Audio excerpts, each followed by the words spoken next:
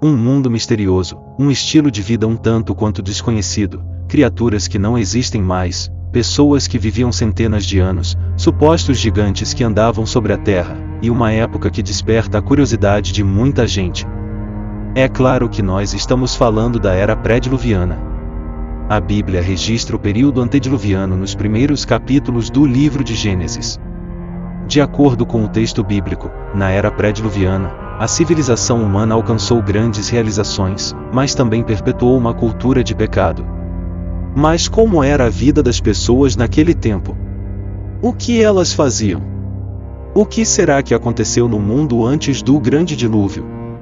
É exatamente sobre isso que falaremos a partir de agora neste vídeo.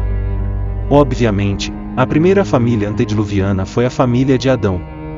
Depois de serem expulsos do Jardim do Éden, Adão e Eva se estabeleceram e tiveram filhos e filhas. Como se sabe, o primeiro filho do primeiro casal foi Caim, mas Caim também foi o primeiro assassino do mundo antediluviano.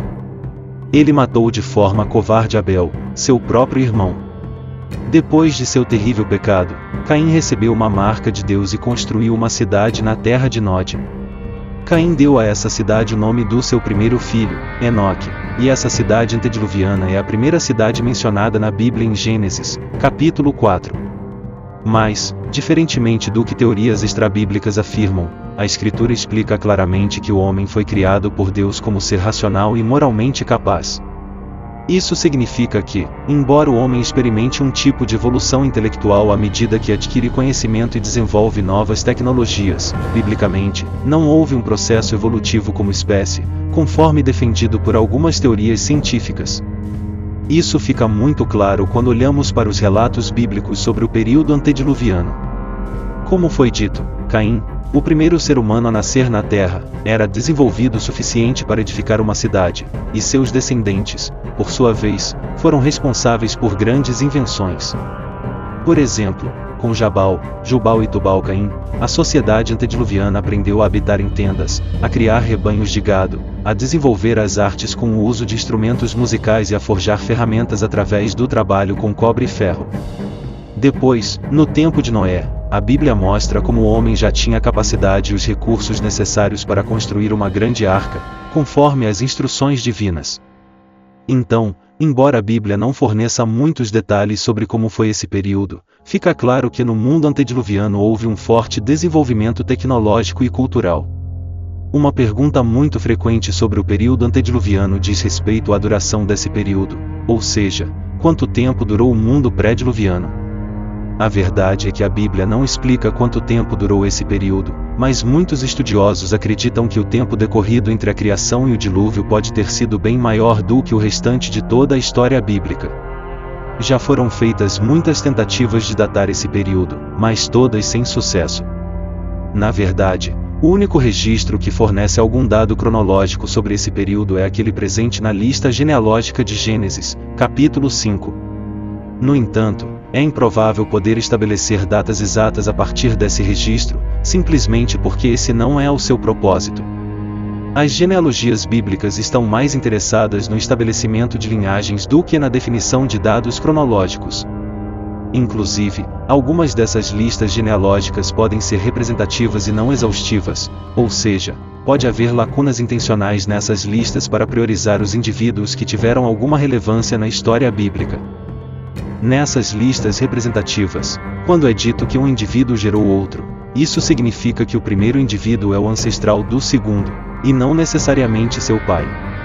Isso ocorre em outras genealogias bíblicas, e muitos eruditos acreditam que não é completamente impossível que isso tenha ocorrido na lista genealógica antediluviana de Gênesis 5. Mas, com base nessa lista, pelo menos, os estudiosos conseguem observar que o grande desenvolvimento experimentado pelo homem antediluviano provavelmente tinha a ver com a longevidade das pessoas naquele tempo. Havia apenas um idioma, e Deus permitiu que os homens vivessem centenas de anos. Isso certamente teve um papel fundamental para o crescimento tecnológico daquele período e também para a transmissão da informação. Sim, Existem outras interpretações a respeito da longevidade das pessoas que viveram antes do dilúvio, mas a interpretação mais tradicional e amplamente aceita pelos estudiosos cristãos é aquela que faz uma leitura natural do texto bíblico, que registra que aquelas pessoas realmente viveram centenas de anos. E aqui, obviamente, estou considerando esse tipo de interpretação.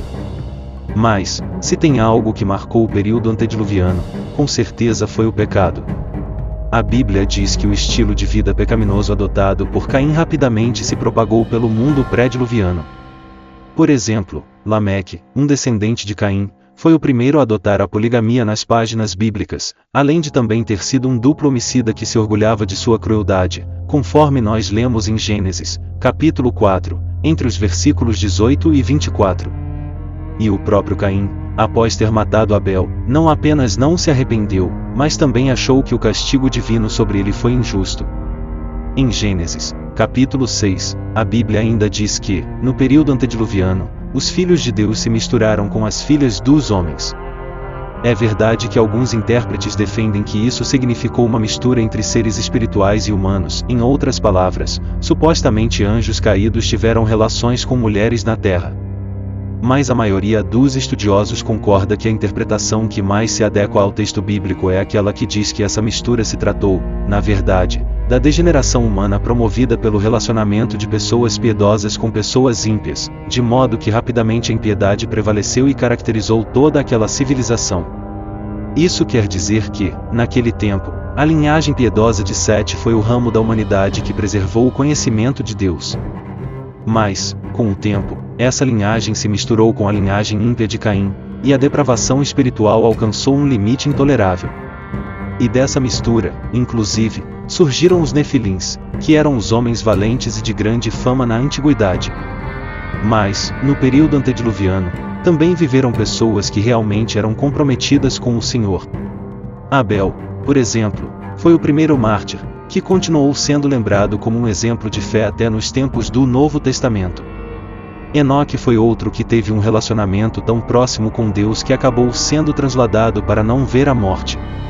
E, por último, foi naquele período que Noé também nasceu, cresceu e se desenvolveu como homem.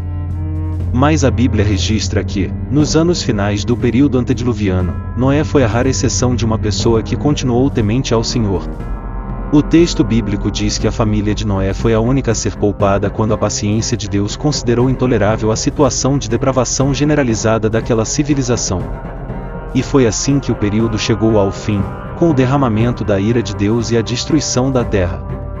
A situação era tão complicada, a maldade estava num nível tão elevado que o escritor bíblico registra o descontentamento divino com a humanidade através da figura do arrependimento, dizendo que Deus havia se arrependido de ter criado o homem.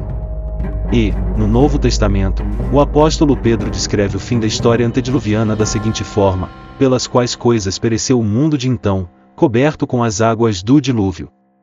Mas tudo o que aconteceu naquele tempo serve de alerta para nós. Isso porque o próprio Senhor Jesus Cristo disse que, nos últimos dias da presente era, o estilo de vida antediluviano vai se repetir.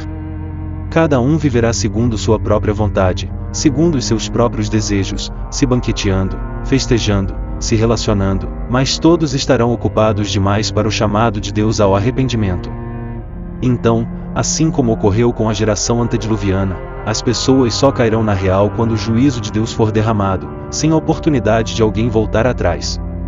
Inclusive, Jesus ilustrou esse momento dizendo que, assim como no mundo antediluviano os ímpios foram levados pelas águas do dilúvio, nos dias finais, os homens impenitentes também serão levados deste mundo pelo juízo de Deus. Agora, escreva nos comentários o que você pensa sobre como era o mundo pré-diluviano. E, se você gostou desse vídeo, inscreva-se aqui no canal.